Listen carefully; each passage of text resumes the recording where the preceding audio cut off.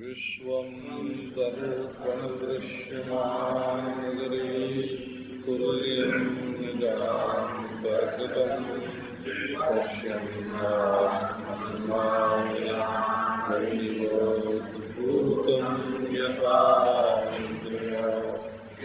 साक्षात् कुरुते प्रबोधसमये आत्मानमेवाद्वयम् तस्मै श्रीगुरुवे नमः। श्रीदक्षिणामूर्ते दूर्वादलद्युतितनुं तरुणाब्जनेत्रम् हेमाम्बरं वरविभूषणभूषण कन्दर्पकोटिकमनीयकिशोरमूर्तिम् पूर्तिं मनोरथभुवां भज जानकीशम्। ॐ शान्तिः शान्तिः।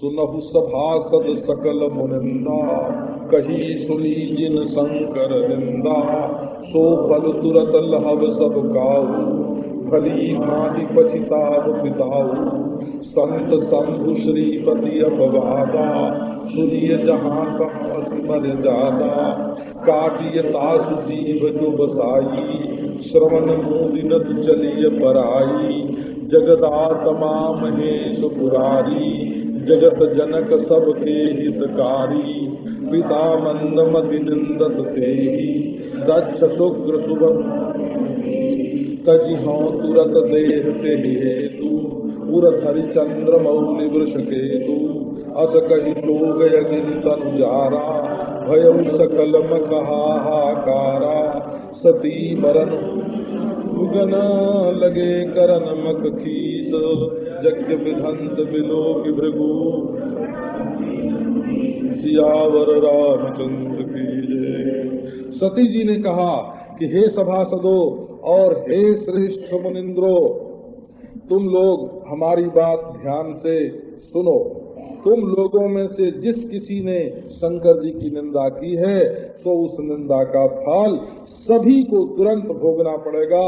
और ये हमारे पिताजी जो हैं इनको भी भली भांति पश्चाताप करना पड़ेगा, क्योंकि संत शंकर श्रीपति नारायण इनका जो अपवाद है ये जहाँ सुनने को मिले वहाँ ऐसी मर्यादा है।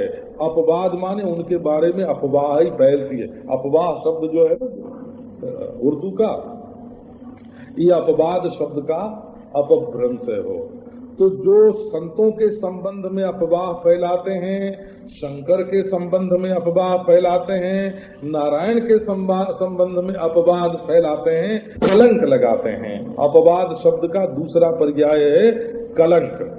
जो कलंक लगाते हैं तो जहाँ ऐसा कलंक सुनने में आवे वहाँ मर्यादा ऐसी है कि यदि अपना बस होए, माने राजा होए, दंडधारी होए, तब तो उसका ये कर्तव्य है कि वो उसकी जीवई काट ले। और यदि अपना बस न हो, प्रजा में हो, कानून अपने हाथ में न हो, तो क्या करना? बोले वहाँ से कान बंद करके भाग जाना चाहिए। क्योंकि ये जो शंकर जी हैं ये जगदात्मा हैं, महेश्वर हैं, त्रिपुरारी हैं, सारे जगत के पिता हैं और सबकी भलाई चाहने वाले हैं। ये हमारा पिता जो है ये मंदमति है, नासमझ है, इसलिए उनकी निंदा करता है। और इसी दक्ष के शुक्र से, वीर्य से हमारा ये शरीर पैदा हुआ है, इसलिए क्योंकि दक्ष के वीर्य से ये शरीर पैदा हुआ है, इसलिए तुरंत मैं इसका त्याग कर दूंगा। भागवत में कहा है कि सती जी ने कहा कि यदि मैं फिर शंकर जी के पास ये शरीर लेकर के जाऊं और उन्होंने कहीं कह दिया कि हे दक्ष नंदिनी, तो मैं उनकी वाणी से ही जल जाऊंगी। दक्ष कुमारी सुन के दक्ष की बेटी है, इसलिए मैं अब ये दक्ष संबंधी शरीर का परित्याग कर रही हूँ और अपने हृदय में चंद्रमौली, वृषध्वज, भगवान वृषभध्वज जो भगवान शंकर हैं उनका धारण करके शरीर छोड़ दे। चंद्रमयी इसका मतलब है कि उनकी दृष्टि, उनके ध्यान में शंकर जी का मुखार बिंद था कि चंद्रमा जो है वो ललाट पर होता है और ध्वजा जो है वो और ऊंचाई में होती है, तो ऊपर की ओर शंकर जी पर उनकी दृष्टि है। ऐसा कह करके उन्होंने जोग की आग में अपना शरीर जला दिया और सारे यज्ञ में हाहाकार मच गया। हाय हाय हाय।